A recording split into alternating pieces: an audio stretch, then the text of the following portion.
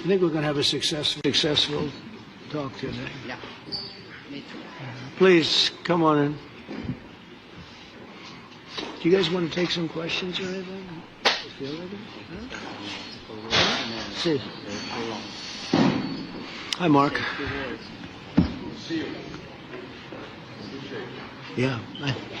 Good.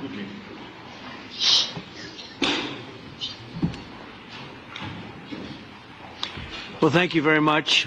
It's a great honor to have you here. Special place. White House is special no matter where you're from. Represents so much, and it really is beautiful. And thank you for all of the wonderful things that took place today. We've had a very successful day thus far, and important discussions as we work to end the killing and stop the war in Ukraine. We're all working for the same goal, very simple goal. We want to stop the killing, get this settled. I've just had the honor of being with President Zelensky and all of the discussions that we've had. We covered a lot of territory, and I spoke indirectly with President Putin today. We're going to call President Putin right after this meeting. I'm sure we're going to have a solid meeting, good meeting, maybe a great meeting, and we're going to try and work out a trilat after that and see if we can get it finished, put this to sleep, because this is not since the Second World War has there been anything like this. So I'm honored to welcome NATO Secretary General Mark Rutte, who's a great gentleman, great political leader in Europe generally, but now he's the NATO Secretary General, and you're doing a fantastic job. Thank you very much, Mark. Prime Minister Starmer of the United Kingdom, our friend and my friend, and doing really well, and people like him a lot. We all like him. Everyone knows President Macron of France, who's been with me from the beginning, one of the first people I met as a foreign dignitary, and I liked him from day one. And I like him even more now. That's pretty good. That's unusual. That's a pretty unusual thing. Prime Minister Meloni of Italy, who's a really a great leader and an inspiration over there. She's served now, even though she's a very young person, she's served there for a long period of time relative to others. They don't last very long. You've lasted a long time. You're going to be there a long time. Chancellor Merz of Germany, who is a very strong person and a very strong leader and very highly respected in Germany. And he's my friend, and it's an honor to have him as my friend. Thank you very much. Very good. You look great with your tan. Where did you get that tan? I want to get a tan like that. President Stubb of Finland, and he's somebody that, where are we here? Where? Oh, you look better than I've ever seen you look. But you've done a great job, and we wanted to have you here because you're somebody that we all respect. And you've had a lot to do with the success, I think, and the potential success. And thank you very much for being here. We appreciate it. And the President of the European Commission, Ursula von der Leyen, who is somebody that we just made a big deal with all of those countries. I don't know. I think you might be more powerful than all these guys at this table. I don't know. But we had a great negotiation, and you're respected all over the world. So I want to thank you very much for being here. It's a great honor to have you. The Alaska Summit reinforced my belief that while difficult, peace is within reach, and I believe that in a very significant step, President Putin agreed that Russia would accept security guarantees for Ukraine, and this is one of the key points that we need to consider, and we're going to be considering that at the table also, like who will do what, essentially. I'm optimistic that collectively we can reach an agreement that would deter any future aggression against Ukraine, and I actually think there won't be. I think that's even overrated, largely overrated, but we're going to find out. And I think that the European nations are going to take a lot of the burden. We're going to help them, and we're going to make it very secure. We also need to discuss the possible exchanges of territory, taking into consideration the current line of contact. That means the war zone, the war lines that are pretty obvious, very sad actually to look at them. and negotiating positions. President Putin, also, you have President of Ukraine, who is, you just met a little while ago, and we're going to try and get a three-party meeting, maybe as soon as we can. And I have a feeling you and President Putin are going to work something out. Ultimately, this is a decision that can only be made by President Zelensky and by the people of Ukraine working also together in agreement with President Putin. And I just think that's very good things are going to come of it. So I hope we have a good meeting. And if we can have a good meeting, I'll set up a meeting with President Putin. And if you'd like, I'll go to that meeting. And not that I want to do that, but I will do that because we want to save a lot of people from dying. A lot of people are dying, and we got to save them. Got to save it. 5,000, 6,000, 7,000 people sometimes a week. All of us would obviously prefer an immediate ceasefire while we work on a lasting peace, and maybe something like that could happen. As of this moment, it's not happening, but President Zelensky and President Putin can talk a little bit more about that. You know, in the 6 or so wars that we stopped, we haven't had a ceasefire. And so I don't know that it's necessary. You can do it through the war, but it would be, I like the ceasefire from another standpoint. You immediately stop the killing. But I believe a peace agreement at the end of all of this is something that's very attainable, and it can be done in the near future. With all of the wars that I got involved in, we only have this one left. Of course, as I walk out the door, there'll probably be a new one starting, and I'll get that stopped too. But I thought this was going to be one of the easier ones. It's actually one of the most difficult, very complex. The next step would be for a trilateral meeting, and that will be worked out. And I just look forward to working and having a great result. We're going to spend a lot of time today talking about, and we're really honored you guys came over. I mean, these are the heads of major countries, and respected all over Europe. And they speak for, largely, I think I should say, but pretty much for the other countries of Europe. And we will come to a resolution today, I think, on almost everything, including probably the security. And that's pretty much the story. I'd like to say, Mr. President, would you like to say something? You have the media. If you want, you could come over and you could stand, you could use mine, or you could just turn around, whichever you feel comfortable with. Thank you so much. I can speak without microphone. Thank you so much. I think that we had very good conversation with President Trump. Very good. And it really was the best one. Or sorry, maybe the best one will be in the future. But it was really good. And we spoke about very sensitive points. The first one is security guarantees. And we are very happy with President that all the leaders are here, and the security in Ukraine depends on the United States and on you and on those leaders who are with us in our hearts. They have been online before yesterday, and etc. So a lot of countries on the side of Ukraine, our people, and all of us want to finish this war, stop Russia and stop this war. We spoke about it, and we will speak more about security guarantees. This is very important that the United States gives such strong signal and is ready for security guarantees.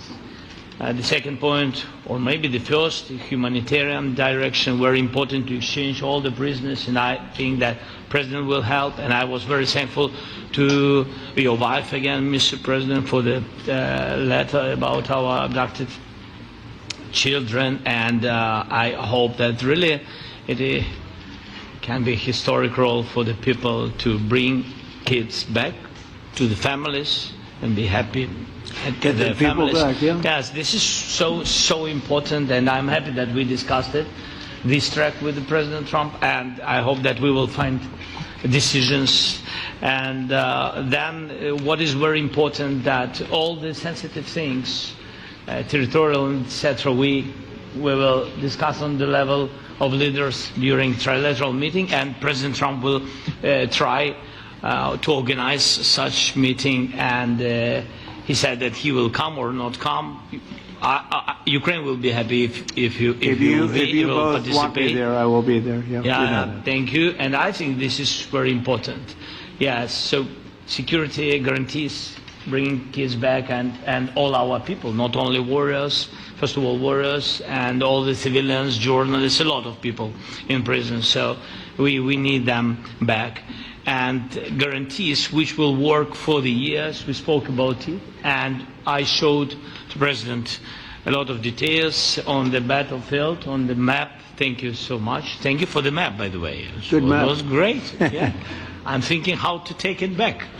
We'll get you. No. I think that we had constructive, specific meeting, and I'm very thankful to all the leaders who are here, and you help a lot, and so we are happy that we have such big unity today. Thank you, Mr. President. Thank you very much, for hosting us. Mr. President. I think you'll see that President Putin really would like to do something else. I think when we set that up, when we do, I think it's going to be when, not if.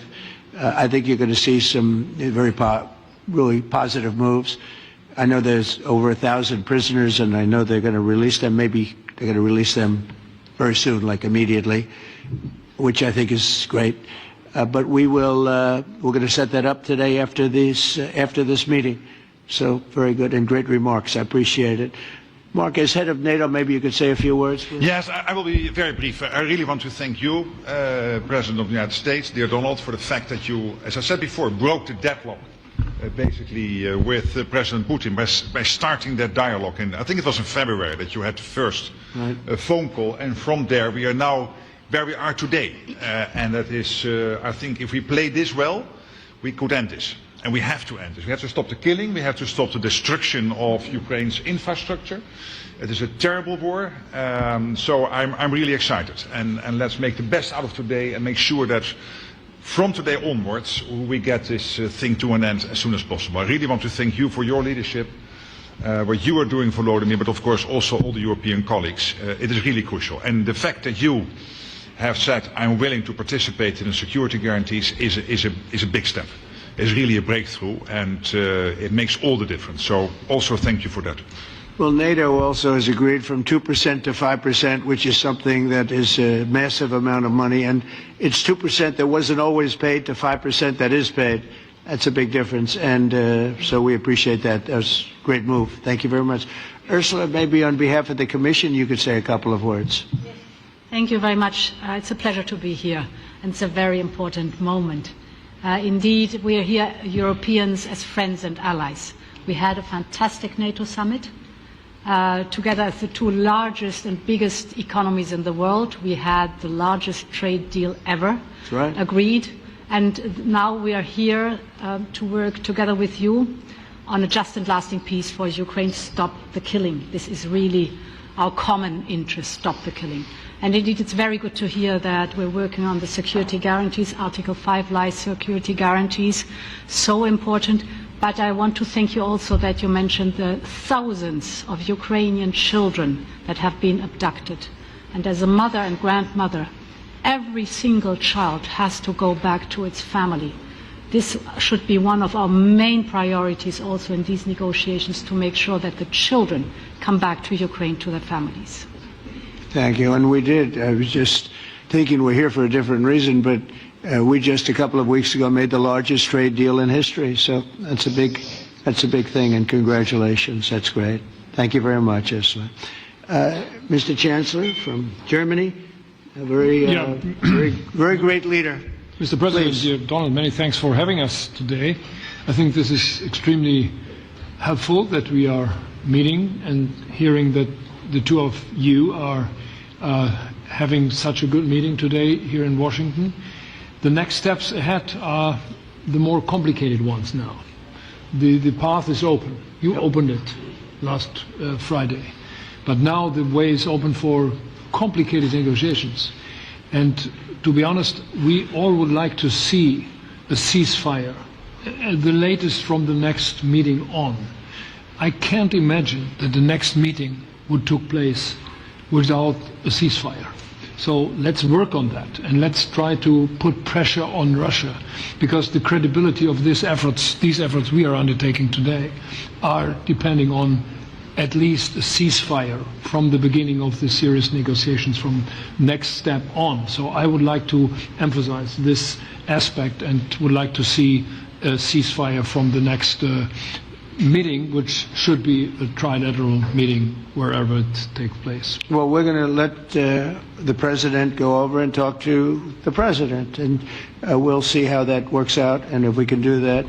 I will say, and again I say it, in the 6 wars that I've settled, I haven't had a ceasefire. We just got into negotiations, and one of the wars was, as you know, in the Congo was 31 years long.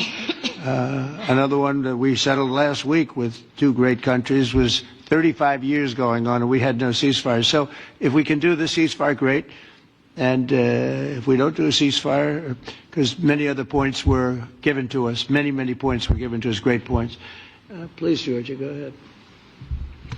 Well, thank you very much, Donald, Mr. President, for hosting us today in this important meeting. And I think it is an important day, a new phase, after 3 years and a half that we didn't see any kind of sign from the Russian side that there was a willing for dialogue. So something is changing, something has changed, thanks to you, thanks also to the stalling in the battlefield, which was achieved with the bravery of Ukrainians and with the unity that we all provided to Ukraine.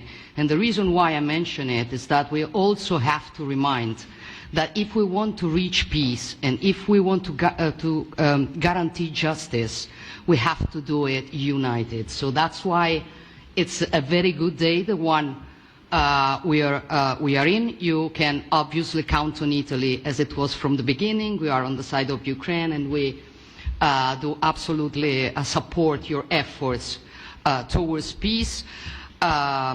We will talk about many important topics. The first one is security guarantees, how to be sure that it won't happen again, which is the precondition of every kind of peace.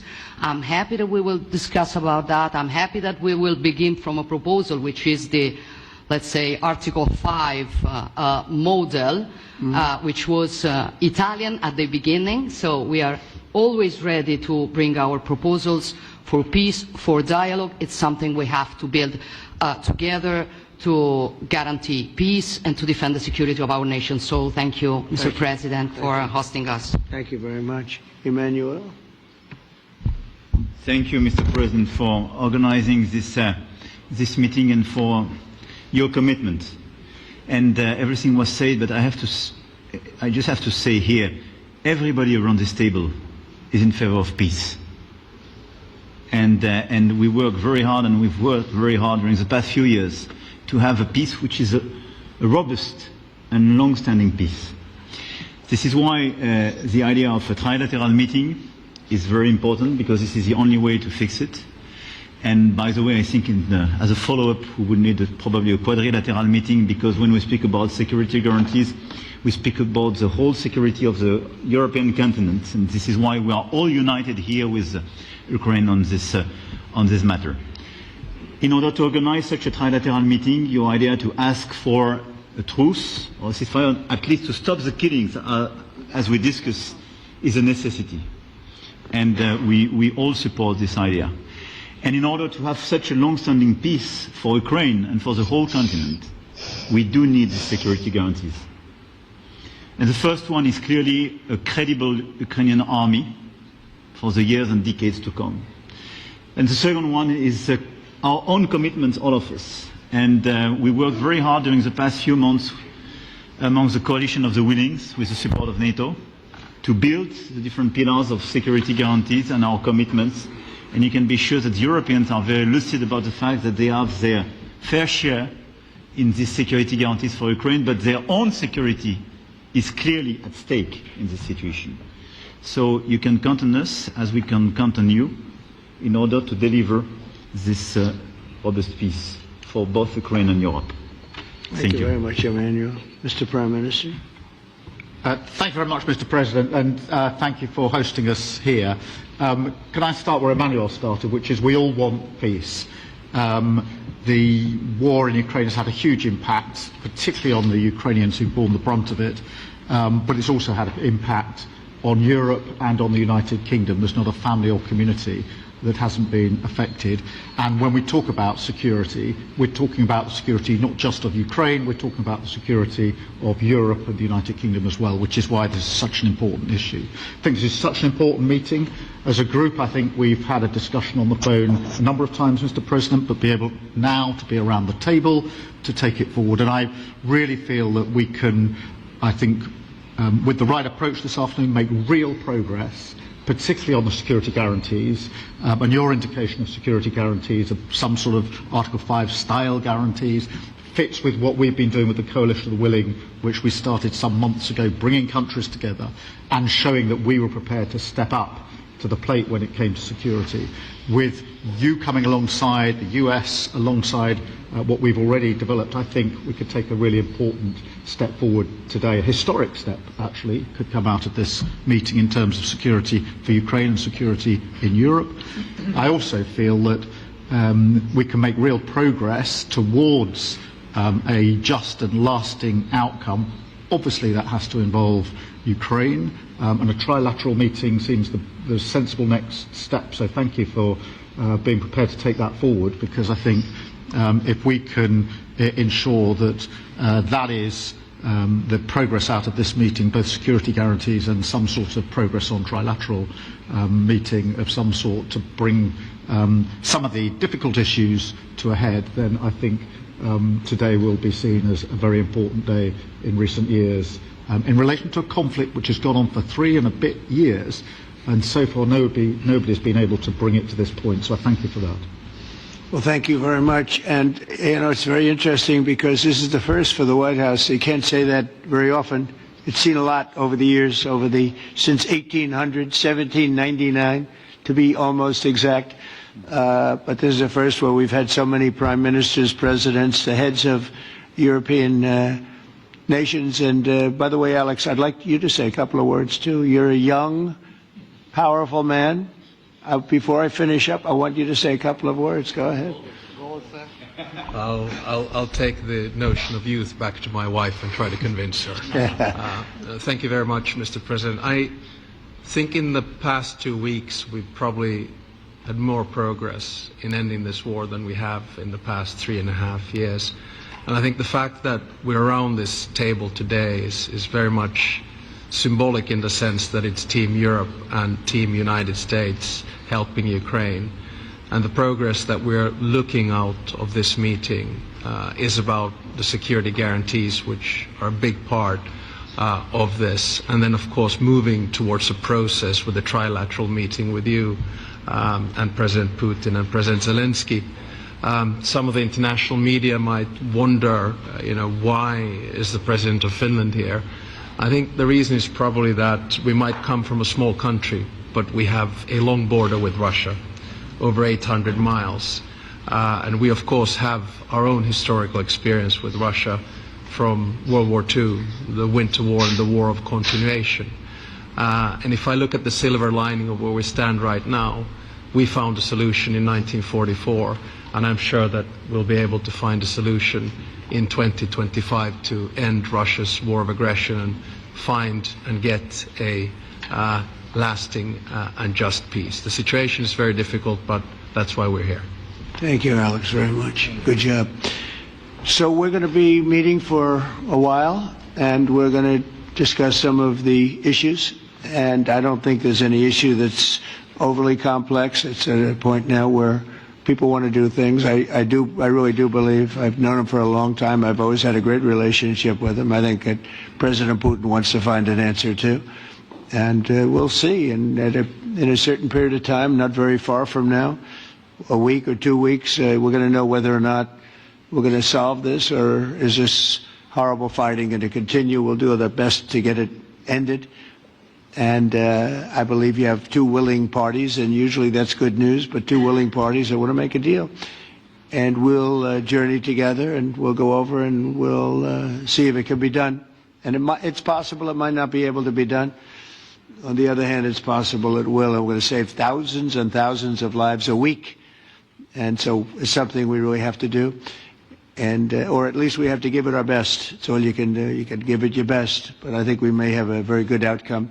So I want to thank you all, and the media, I want to thank you. We're going to be staying here for a little while. Then we're going to walk over to the Oval Office, and we're going to have another little discussion about similar matters. And then they're going to go home to their great countries and report.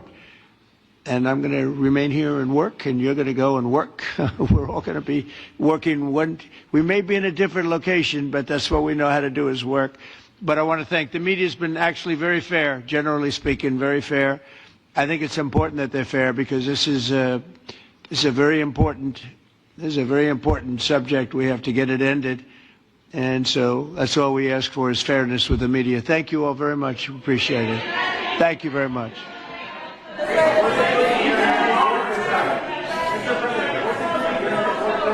guys. Thank you. Let's go. Let's fight.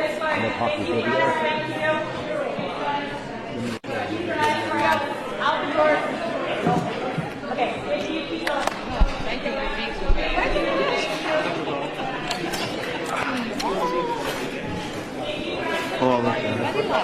I did already.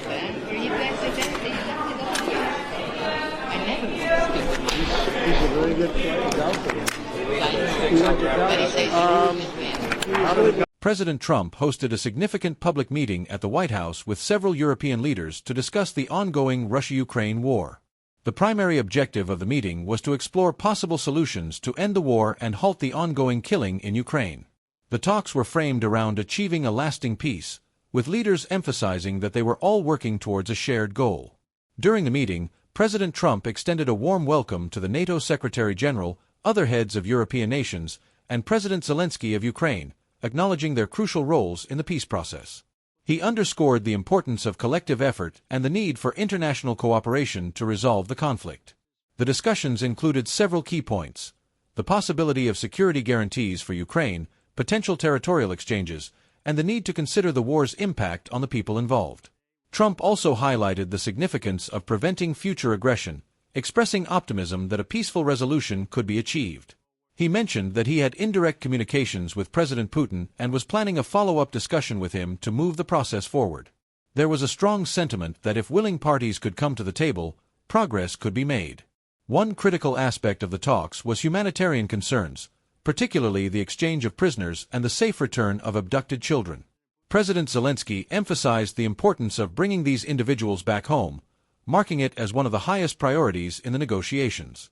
Trump showed his support for these efforts, stressing that a peaceful solution needed to address the human cost of the war. Mark Rutte, NATO Secretary General, praised Trump's leadership in breaking the deadlock by initiating direct dialogue with President Putin. He noted that this dialogue, which started earlier in the year, had already yielded positive outcomes. Rutte expressed his belief that with continued efforts, the war could eventually be brought to a close, noting the importance of security guarantees for Ukraine as part of the peace process. Ursula von der Leyen, President of the European Commission, added that the primary focus should be to stop the killing, and that securing the return of abducted Ukrainian children must be a top priority. She echoed the sentiments of unity expressed by other leaders, emphasizing that peace and security in Europe, as well as the success of NATO, relied on resolving the situation in Ukraine. Leaders from Italy, Germany, and the UK all pledged their continued support for Ukraine and highlighted the importance of working together to ensure a just and lasting peace. The German Chancellor emphasized the need for a ceasefire to begin serious negotiations, pointing out that the credibility of the peace efforts depended on Russia's willingness to agree to such a measure. Finally, President Trump reiterated that the next step in the peace process should be a trilateral meeting involving himself, President Zelensky, and President Putin.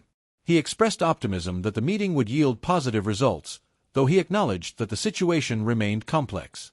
Trump emphasized the importance of doing everything possible to end the conflict, noting that while a solution was not guaranteed, the efforts to bring peace were critical to saving lives.